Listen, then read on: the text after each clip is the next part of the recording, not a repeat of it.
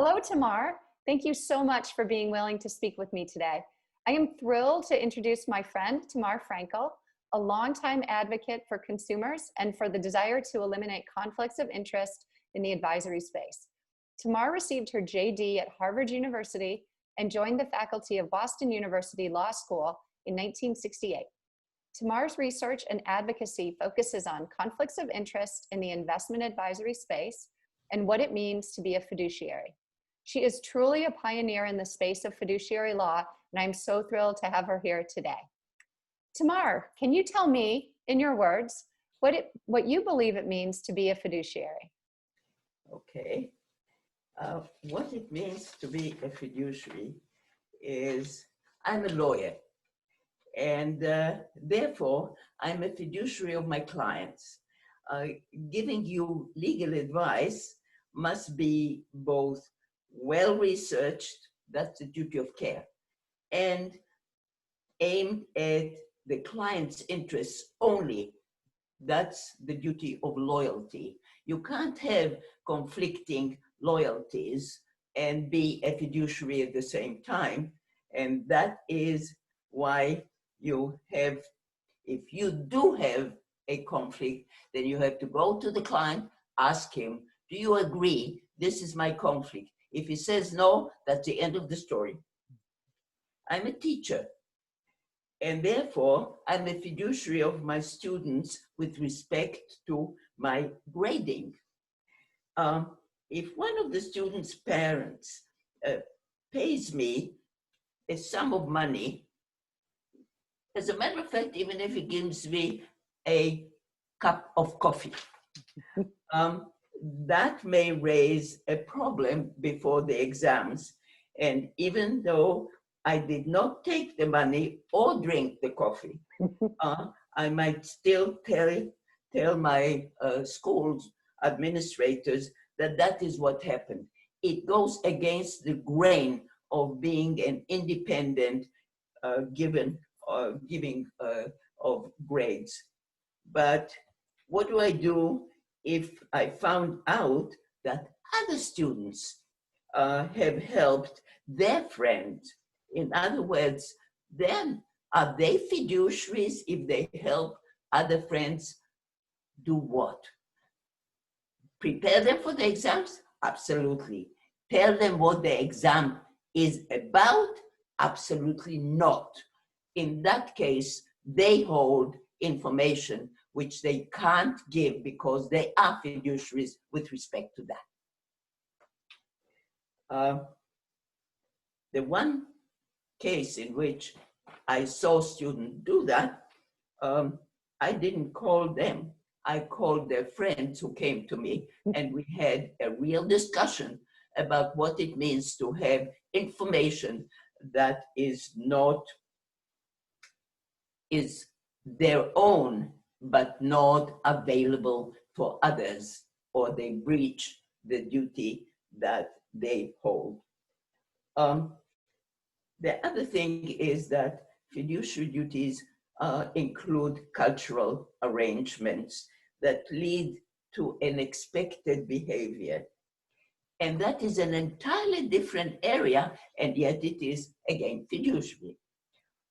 When I was about 2 years old, I left my parents' apartment to explore the world. And mother suddenly found out that I was gone. And she panicked. She went downstairs and there was a bank. At that time, it was a very small community.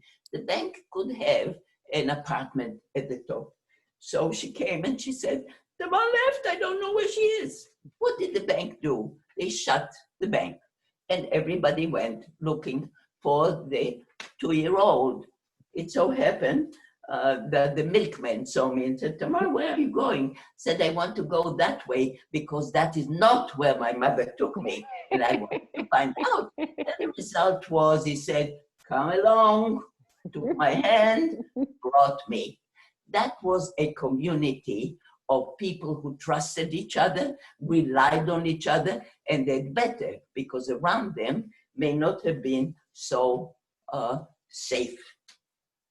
Wow. Yeah, that's a wonderful story and a couple really great examples of what fiduciary means, not just in our narrow world of financial services. That's correct. I'm I'm going to narrow it down a little bit because I know in the conversations we've had and in many of the articles and books and studies that you've written, you talk about trust. And so why is trust so important in the investment advisory space? Trust is important because, number one, what does it mean? It means you rely on others. That's number one. But number two, without any proof. You can't know why you rely because you don't know what they offer. Now, we rely on experts like dealers and lawyers and judges and technologies and teachers. That is because we want to enrich ourselves. We want to get all the knowledge, but their knowledge must be free of conflicts and must be real knowledge. And that is what a fiduciary is. And so trustworthiness requires true expertise and avoiding conflicts or getting permission. That is what it is. But for us, it gives a lot of richer life. For a number of years, and that is what is happening now and the problem now. For a number of years, brokers have been fighting to avoid fiduciary duties in giving advice, which is truly a sales talk. They want to induce transactions, buying and selling and buying, and so on, and so on. And getting paid, because that's how they get paid, regardless of the risk or benefits of the investors. Now, the regulator, so they had conflicts of interest. Trust me, I know best, and you do, but for yourself, not for me. Now, the regulators, the Securities and Exchange Commission, tried to find some mediated balance. But doing that, they fell into conflicts of interest themselves, itself. The duties are not meant to mediate. That is not the SEC's duty. The duty is to regulate according to the policies and rules of the law. And that is what brought the SEC in, with good intentions, to breach their fiduciary duties. That's what I wrote about recently. It's a really important point, and it's this ongoing conflict, right? And so we have to worry a little bit about brokers talking. Are they trying to sell us something, or are they trying to look out for our best interest? So thank you. Those are wonderful points. I want to change direction a little bit here. You have a recent book about living in different cultures that you gave to me to read, and I've enjoyed it tremendously. Can you talk about why you decided to write about this and the message that you really would like your readers to take away from it? Well, the message and the reason are my own background, and it is personal, which I usually don't share with others. But this thing, I couldn't help myself. I had to. So culture is a system of enforceable rules that are similar to law, but the rules and the enforcement are different. I was born and lived in a community that fought for a state of a safe home for Jews. And the Jewish culture reflected cultures of countries all over the world, because that's where Jews were spread. So you had Yemenites who are black and also speak Arabic, but you had German Jews and European Jews who were white and were much more sophisticated, but had a tremendous amount of languages as well. And so there were thousands and thousands of these sophisticated Jews who had survived extermination camps and saw their fellow Jews used for experimentations that were horrible to even discuss. So when you look at my life, my mother was a Russian nurse who studied for being a doctor, and my father was a Germanic lawyer, and yet they loved each other, and they had the dream of creating this kind of Jewish state that would be a refuge to anybody and be treated fairly. They were different in each and every one respect: the language, the food, the manners, the value of what is true and not true, and sometimes even jokes. But love and a joint purpose brought them together. We argued, yes, but less to win and more to convince and find a common denominator.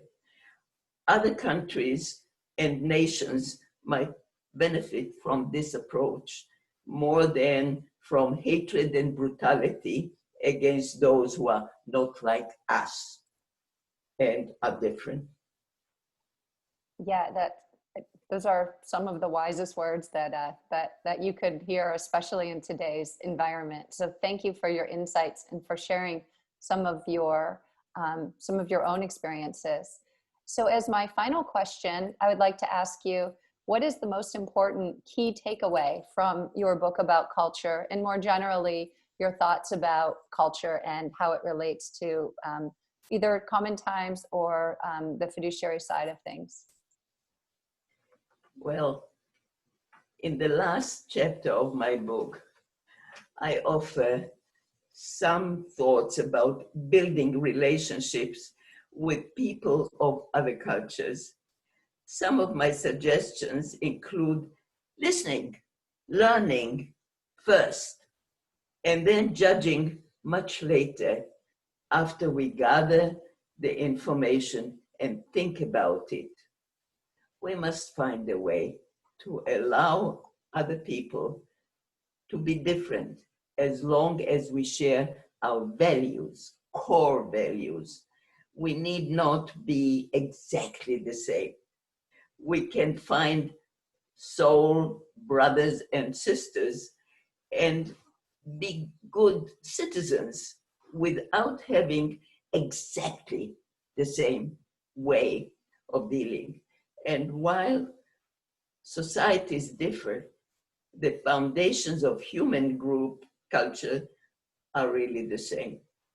And in any human group, members of a group are linked by need, such as protection and sustenance and shared beliefs. And groups exist because we cannot live alone. Like it or not, we depend on each other. So let us share and help rather than compete and fight. We may find that we like it, like live longer and happier. In some, one can win not only by hurting opponents, but by persuasion and joining prior opponents. Thank you. Mm-hmm. Thank you so much, Tamar. I really appreciate your willingness to speak with me and share your wisdom. And I'm grateful that that I know you and that you're able to do this for our group. So I very much appreciate your chatting with me. Thank you so much.